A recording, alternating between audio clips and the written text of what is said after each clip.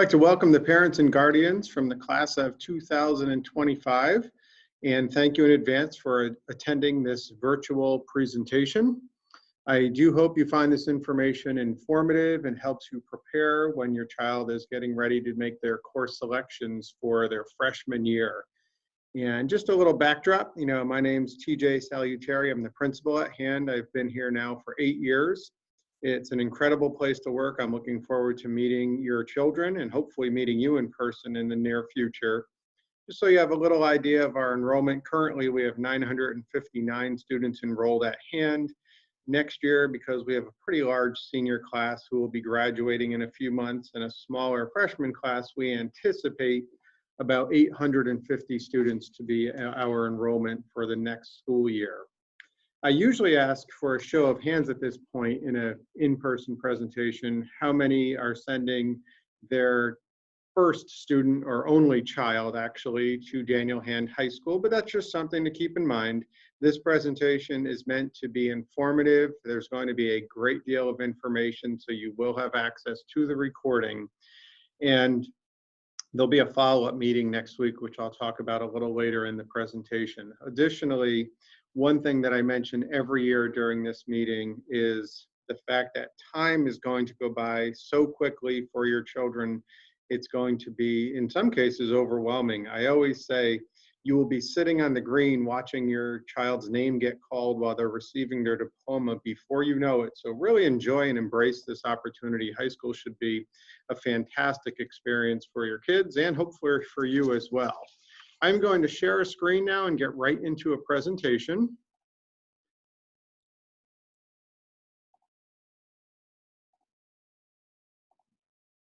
All right, so this date, January 19th, that's the date of our actual in-person virtual question and answer session, but this presentation again is focused on the freshman experience. I would like to just publicly recognize our current PTO members, which they're outstanding. They're so committed to our school, and really I appreciate their support, and our entire faculty and student body does as well.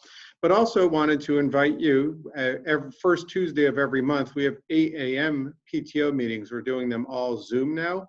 You're more than welcome to attend. They're usually very informative and also very well attended.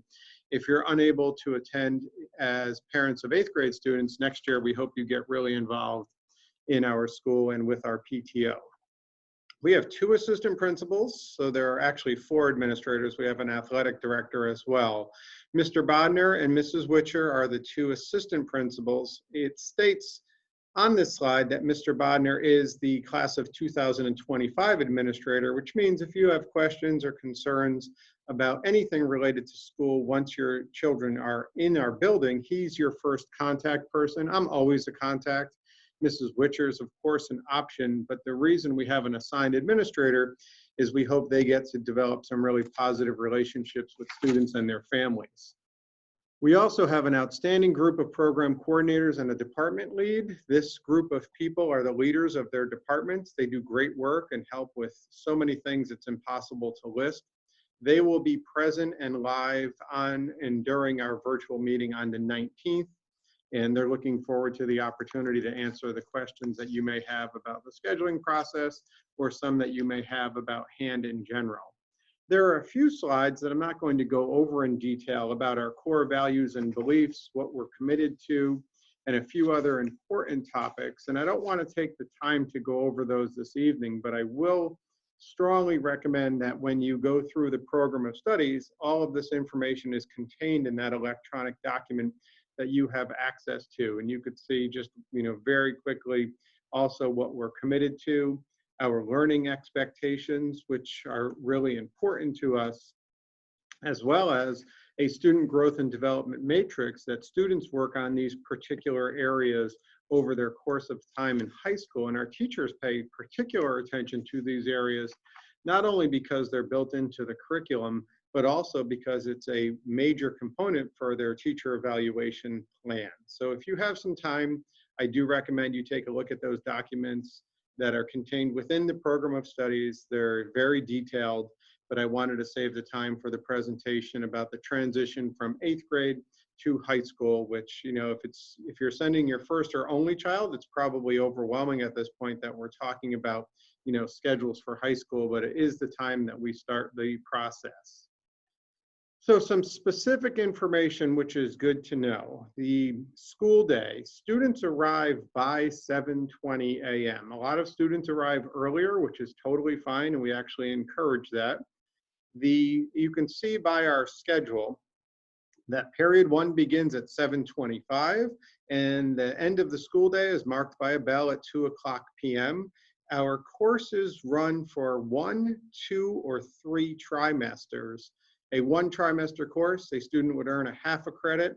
A 2 trimester course, a student earns 1 credit, and we have several courses that meet all 3 trimesters, and in those cases, students do earn 1.5 credits. We have 62-minute periods. You can see period 2 says 65. That allows some time for some morning announcements without negatively impacting instructional time. And we have a 6-period day. There's no rotation. You know, Monday is Monday, and throughout the week, period 1 is always period 1. The schedule is highly effective, and it allows our students to really take a number of courses that they're interested in taking. This slide is just a sample schedule, you know, to give you an idea of what a student's schedule may look like based on their course selections and what's recommended for their math or science classes. What I will start by stating is students must take at least 4 courses each trimester. We recommend students take 5 classes each trimester, but 4 is the minimum. If you look at this particular schedule, you can see during period 1, our Algebra 1 class is actually a 3 trimester class, and that means this particular student would go to Algebra 1 for periods 1 throughout trimester 1, 2, and 3. You can see if they take Biology, period 2, that course only meets for 1 credit, which means 2 trimesters, and during the 3rd trimester of period 2, this particular student would be taking an elective course called Draw and Design. If you look at period 4 for this particular student, students who are in 9th grade or 10th grade have a lunch study hall combo. What that means is over the 62 minutes, a freshman will have lunch for 31 minutes and study hall for the opposite 31 minutes, and it could change as you see on this particular schedule. And another piece worth noting, if you do refer to period 6, you will see a global studies class that is split in the middle with earth science. There are some courses that have what we call a gap. So that global studies is actually a 1 credit course that meets over 2 trimesters, but the gapped course happens to allow a science class to fit in, and students in that period 6 global studies trimester 1 are the same students enrolled in the same course that meets during trimester 3 at the same time. We have found no loss of instructional time or no loss in academic performance. In fact, a lot of our kids do better who are in the gapped courses for some reason. Study halls are options for students. Some choose to have them, some do not. I will talk a little bit more about study hall when I show you the next freshman sample slide. So this, if you notice, is a little bit different. You could see, for example, that in this case, period 1, a student has a split Mandarin 1 class, period 2, geometry, and if you notice, there's a study hall. You know, in some cases, a student could have a 62-minute study hall, which for some kids is excellent, for some it's too much time. What we always recommend is if a student sees their schedule at the beginning of the school year and they notice study halls that they don't seem or believe will be necessary, they can always talk to their counselors at the beginning of any trimester to see what courses have opened. A lot of our upperclassmen change their minds and change schedules significantly, which open up sections in a lot of elective classes. One of the most important parts I just wanted you to note in this particular schedule is if your child is a musician and, for example, in our band, instead of band taking up another class period, concert band and marching band, for just the example, meet for the entire school year. But instead of meeting for the full 62 minutes, this particular course, and we do this with orchestra as well as with chorus because we have large numbers of students, thankfully, who take these courses, they'll meet for about 40 minutes. in the band in this example, and then students will transition to finish off that period in their lunch schedule. You know, our band, when our enrollment was a little larger, had 240 students in the actual band, and this works out wonderfully, and there's no negative impact where students have to decide whether or not they're going to participate in, you know, a performing arts type of course versus an academic course. And one of the many pluses of our current trimester schedule. Another piece of information worth noting, during a study hall, for example, in this particular student's schedule, it's period 5 during trimester 1 and period 2 during trimester 3, we typically offer learning labs in mathematics. So that means a math teacher will be in a classroom that's empty, almost in most cases every single class period, where if a student has a math question, they can just pop in and get math support from a particular math teacher on their own free time. It's proven to be very effective and actually very, very well attended. So the schedule, there's a lot of different options. One of the pluses of the trimester schedule, it allows students to take a lot of courses, but also not be overwhelmed, and they could fit a study hall in. Students can even request study hall during a particular trimester. Let's say they're a fall athlete and their schedule's pretty busy. They could request through the course request process a study hall in the fall to give them a little extra time to complete their school requirements. Switching gears a little bit, we have an extensive and what I would consider a comprehensive school counseling program. For your information, students have the same counselor for 4 years. These are assigned alphabetically. During the 4 years, students will meet with their counselors either individually or in small groups and work with a program called Naviance that focuses on career interests and college readiness. Counselors meet in small groups mostly during student-free periods, keeping in mind not all students have free periods. During the first month of the freshman year, our counselors do meet with the freshmen to make sure the transition has been going smoothly and answer any questions they may have. One thing I do like to note is the fact that it's important to reach out to us, to a counselor, to an administrator, if there are any questions or concerns. Don't wait for us to reach out to you. We're always here to help. We want to ensure for a really smooth transition from the middle school environment to the high school environment. So this slide discussed just briefly the 21-22 program of studies. You were sent the electronic link to this document. If you started clicking around, you can see how dense the document actually is. There are a few things just to keep in mind. The electronic version's on our website, so if you lose the link, it's always on our website. There is a time management planner near the back. You might want to pay attention to that while you are having discussions with your children about their course selections. What I will tell you, I used to be a middle school teacher, a middle school principal for 10 years, and now transitioned to high school. You know, the workload is significantly different from middle school to high school. And that's something a lot of, you know, incoming freshmen are not prepared for. Before signing up for courses, I strongly encourage you to read the course descriptions where the amount of homework that is anticipated each evening is detailed.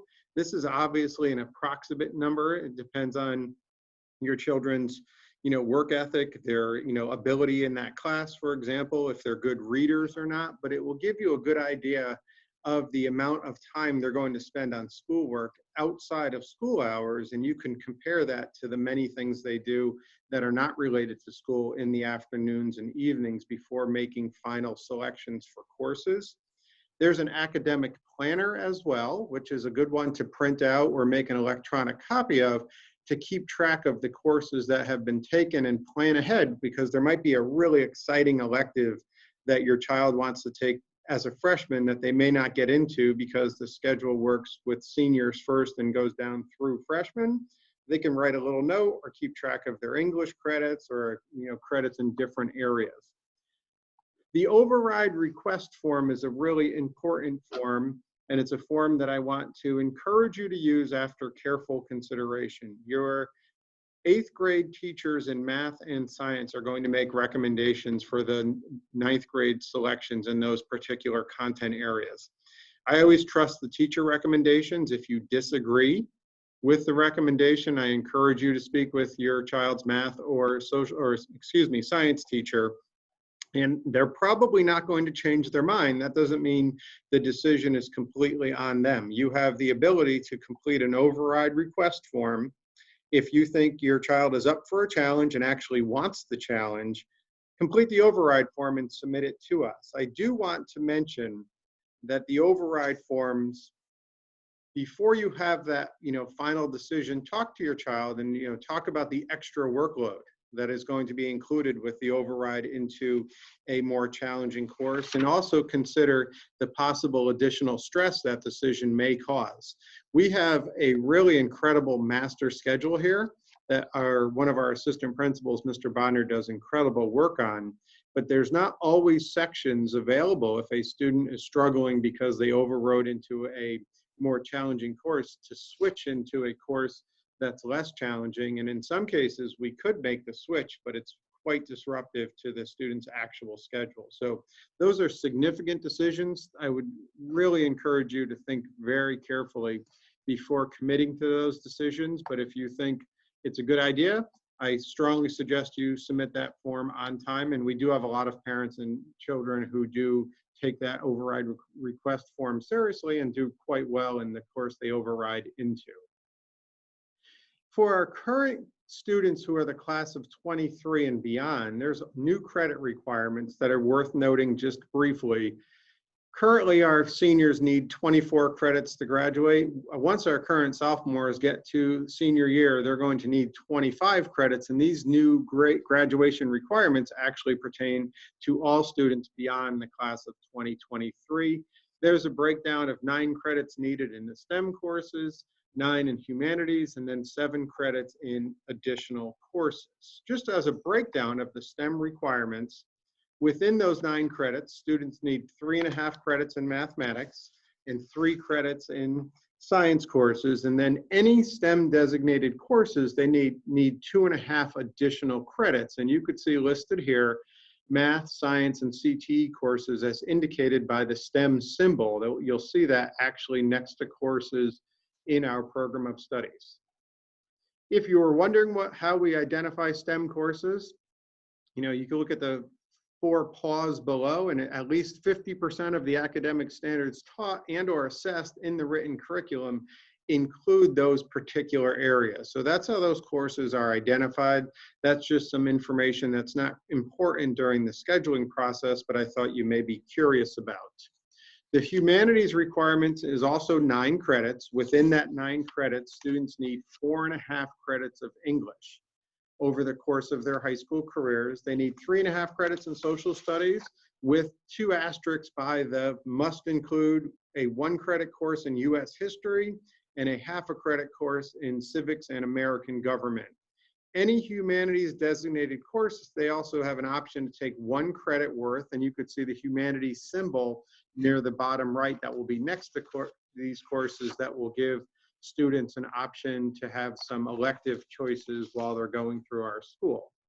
The humanity courses, similar to the STEM courses, 50% of the academic standards are taught or assessed in the 4 areas listed below, and actually 5 areas, excuse me.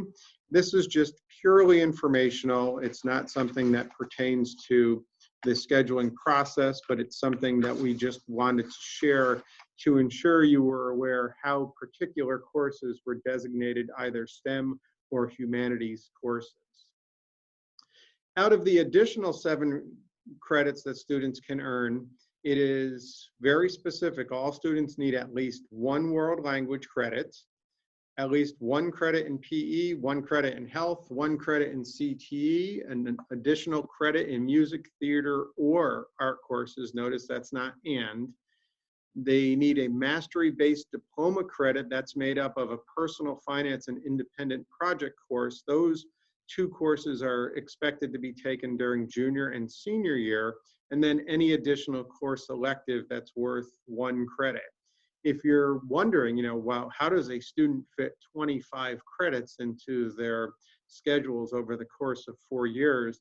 we pay particular attention to the average number of credits earned each year by our graduating class, and the average is a little over 29 credits. So it's actually, if students do the work, and obviously teachers are doing their work as well, it's very simple to hit that 25 mark. And again, many students, because of our trimester scheduling model, take 29 plus credits in their college or high school careers.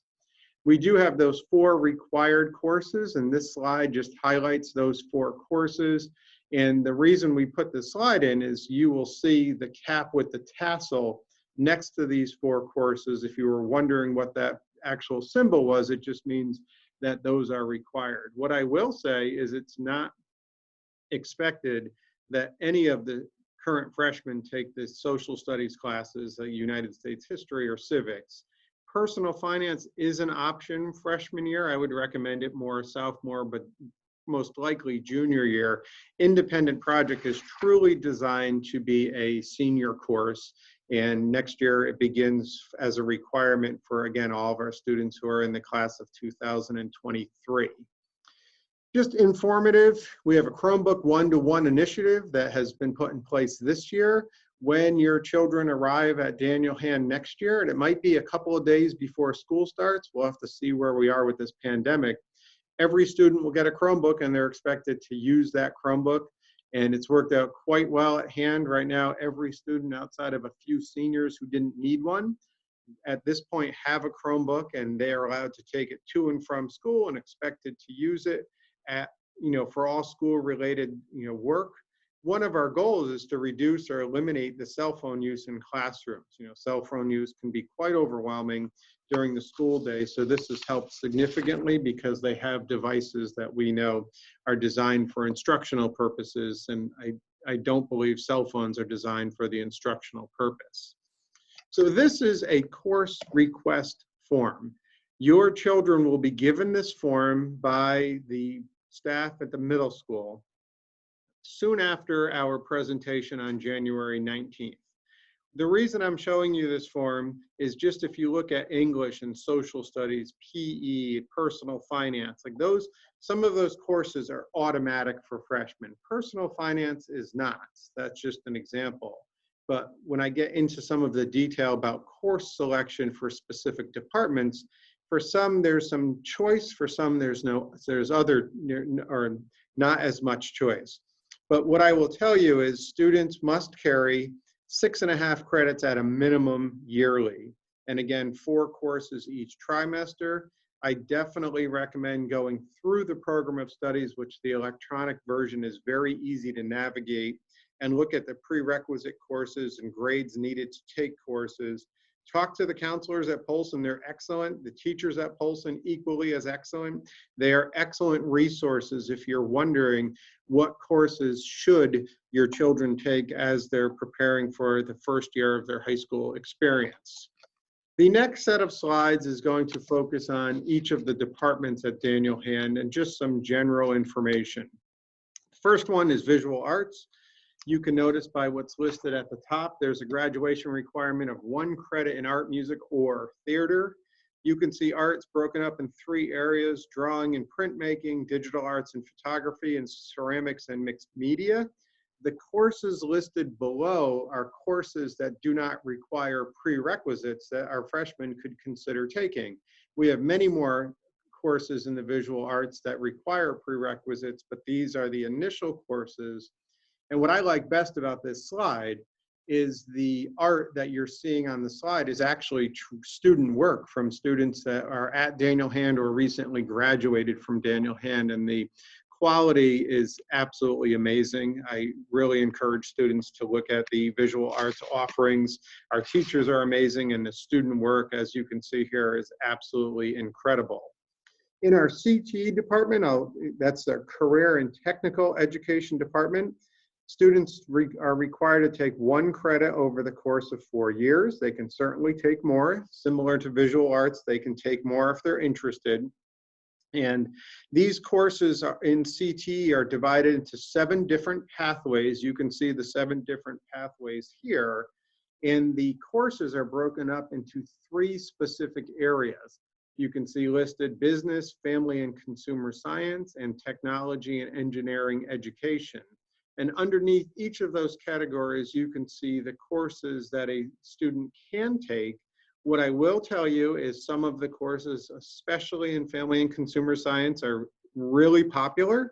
Those fill with seniors and some juniors very quickly. It's not common for some of our underclassmen to get in these courses, but that's why that academic planner could prove to be pretty helpful as you move throughout your time in high school, to keep in mind courses that you signed up for but maybe didn't get in one year that you may get in the future.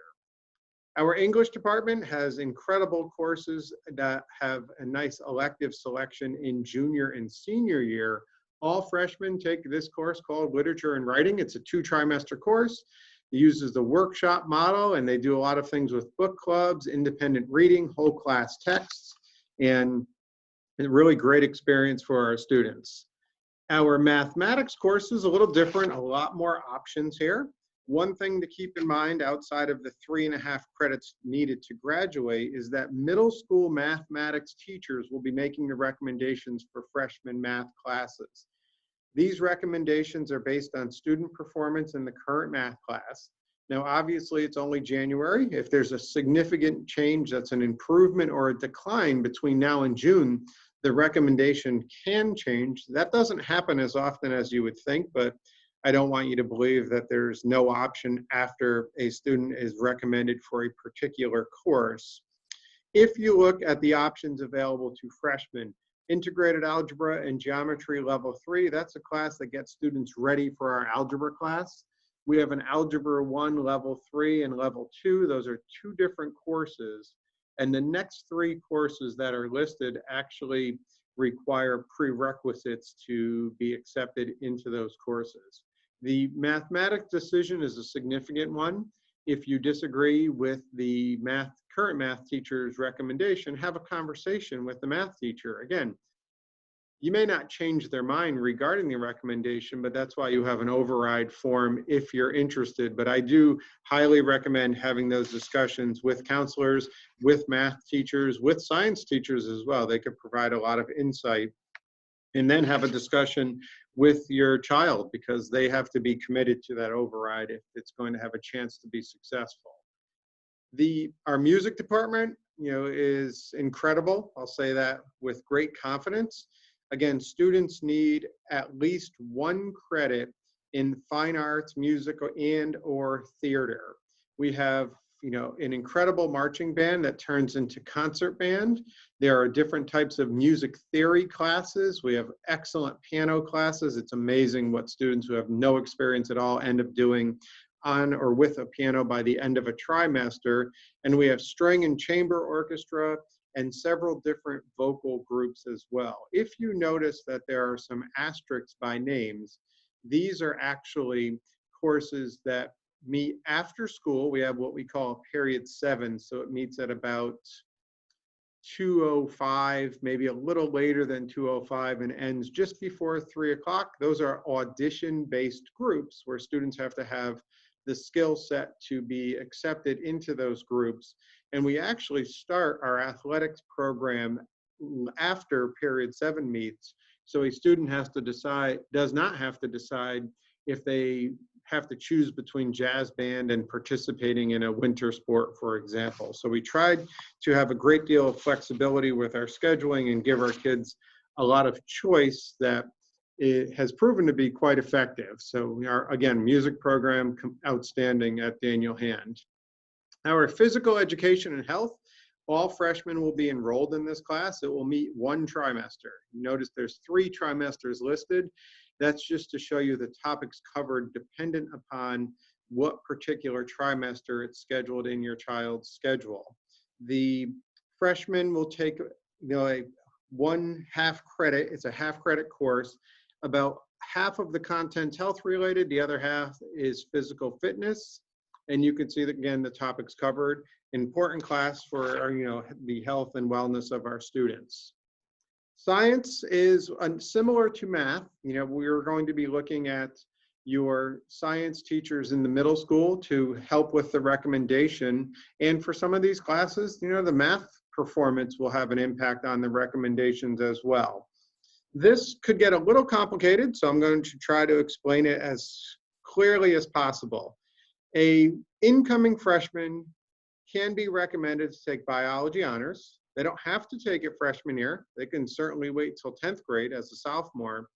If they take biology honors, that's a level 1. That means most challenging course that meets over all 3 trimesters of the school year. If a student is not confident in biology honors work, or let's say they don't love science and just want to see if they like biology, they could take the level 2 biology course that meets for 2 trimesters. If a student in that scenario, if you're comparing scheduling, they'll have an extra block available. They can fit in, if they have an interest or a curiosity, a conceptual chemistry, a conceptual physics, or an earth science class, because those classes only meet for 1 trimester. So students can take a lot of science credits and courses at Daniel Hand, and that those 2 conceptual classes as well as earth science can give kids an opportunity to see what they may be interested in for some of the other courses that will be offered later on in their careers at high school. But I would pay particular attention to the biology honors course description, because the workload is significant in comparison to biology, which is a great course, but you want to compare what science course they're taking with what math course they're taking, because again, we want students to enjoy the high school experience, not to be overloaded with the workload. Social studies is quite similar to our English class, where it's a required course that all of our current or incoming freshmen will take. It's titled Global Studies. You can see the topics that will be discussed during this particular class. It's a great starting point for high school social studies, and what's really unique is the social studies department worked on their curriculum a few years ago, and when the students are at this time in the year next year, they'll be looking at 6 different electives they could choose from in social studies. So although we assign the particular course during freshman year, they certainly have a lot more choice in that particular department as they move throughout their high school experience. World language, we have a robust world language program. World language was not required as a graduation requirement until this past class of 23 and beyond revision to grad requirements, but we've never had an issue. Our students take many world language classes. We strongly encourage anyone who's college bound to take at least 3 years of the same language. And I say the same language because the trimester schedule will allow students to take more than 1 language if that's something that's of interest. The student who is switching to a new world language or who has never taken a language would sign up for one of the courses that's listed on the left-hand side, the French, Latin, Mandarin, or Spanish 1 courses. The one thing I will tell you is there's fewer students in this particular category, so sometimes those courses won't run. If we don't have enough students sign up for Spanish 1, we don't run that particular course. For any students continuing their world language, they would take, if it's a French student, they would take French 2 if they successfully complete, grade 8 French, Spanish 2, similar, or Spanish 3, depending on how well they did in current 8th grade Spanish with a teacher recommendation. Special services, this is called academic seminar. This course is not one a student would sign up for. This is a course for students who receive special education services. There would be a PPT prior to the end of the school year to review a current 8th grade student's IEP. If you don't know what a PPT or an IEP actually is, this doesn't pertain to your child. At your request, if this does pertain to your child, you can reach out to the special ed department at Polson. You can ask for a member of the special ed department at the high school to be at the transition PPT meeting at Polson that will happen near the end of this school year. All right, switching gears again, we have a really dynamic library media center. Mrs. Fiorelli, who was at Polson, is now at Daniel Hand, and she has been a wonderful addition. There's an incredible database, thousands of books and ebooks and audiobooks. The support with Google Classroom for students to find research and resources has been excellent. And our library media specialist works really well with our students, with our staff, and supports, obviously, with a focus on reading and writing and learning how to be informative and information consumers. And one of the goals I have her working on, which I think has been a great success, is really creating a very welcoming environment in the Library Media Center, because there's so many kids who visit that area both before and after school. And keep in mind, you know, I'm talking as if there was no pandemic, because I'm optimistic for the future. The library is open after school, and we have lots of students who stay to catch up on work or find resources as necessary, and in a lot of cases in between, waiting for some of the after school activities to begin. The resources at Daniel Hand that you may want to start paying attention to, definitely our website. It's really up to date. We do use Finalsite, so students and families will have similar access as to what you have at Polson. And you'll also have access to Infinite Campus through the parent portal, which is a great way to look at your child's grades, their attendance, their performance in school, and even their schedule. One of the new additions to our e-Notify that started this year is you will be signed up automatically to receive the messages that we send, and you won't have to worry about signing up before or as soon as your child arrives at our school. Just a little information. We're almost at the end of the presentation, and again, I appreciate you taking the time to view this. For the current 8th graders, this is actually the scheduling process that they're going to go through in the very near future. A couple of days from our live Zoom meeting, our counselors are going to meet with all of the 8th grade students during their science classes via Zoom. We want everyone to stay safe. During that time, they'll be reviewing the course selection process and explaining all of the information about credits that I discussed with you. As I mentioned, Polson will distribute course request forms. Math teachers play a significant role in the recommendation. Once that recommendation is placed, students complete the rest of the form. You should review this form and sign this form before it's submitted. That's a really important piece. You should play a significant role in your choice selection for courses for our incoming 9th grade students. And then that February 5th deadline is a significant deadline that we need all these course request forms submitted to the Core 1 teachers in the middle school. So in addition to the course request form, any override form is also due on February 5th. I've asked Mrs. Hart, and she's been a great partner in helping with the transition from 8th grade to high school. She will send some reminders electronically. If you miss the February 5th submission deadline and submit, you know, even a month later, you're still going to get a schedule and courses. But what I will tell you is if any of these course request forms are delayed and we don't get them at the February 5th date, we're going to start running our schedule and filling sections, and some of the courses your children may have selected will be filled. So you definitely want to pay attention and meet that February 5th deadline. And what we do in late February, and there's an asterisk by those dates because it depends on our progress, you will get a copy of the courses that your child selected mailed home to you. It won't be their actual schedule. But if you thought they selected Spanish 2 and it says French 2, we want you to contact the counselor so we can clarify the error very quickly. If they selected Geometry Honors and they should be in Algebra 1, please pay particular attention to that mailing and reach out to the Polson counselor as soon as possible so we can make sure we schedule your child accurately, because scheduling that starts in the beginning of the year is really effective. When we try to make scheduling changes prior to the school year, let's say over the summer, it's very difficult because our sections fill very quickly here.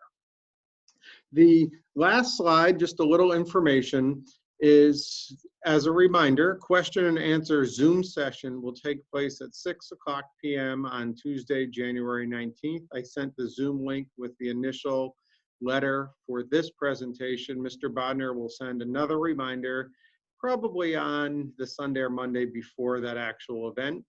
If, and I hope you do, have questions in advance about any of the information I shared or some information that I didn't touch upon, feel free to email Mr. Bodner in advance. He won't answer your question in advance, but we're going to create a document so we can be prepared to answer all of the questions live during the session on the 19th.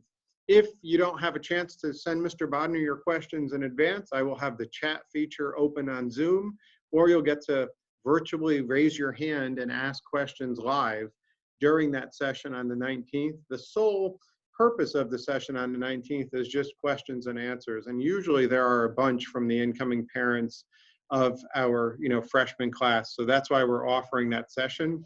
The administrative team and all of the coordinators will be present to answer questions. So a general question would be answered by Mr. Bodner. A mathematics question would be answered by our coordinator in the mathematics department. So please think of some questions, and I hope you could attend. And I do think your children are going to really enjoy their experience at the high school. One thing that I will, or two things that I like to mention nearing the end of this presentation. There are numerous very challenging academic courses available at hand. There's also incredibly exciting elective options. So take a look at the program of studies in detail. It's a really big document, but it's worth looking at.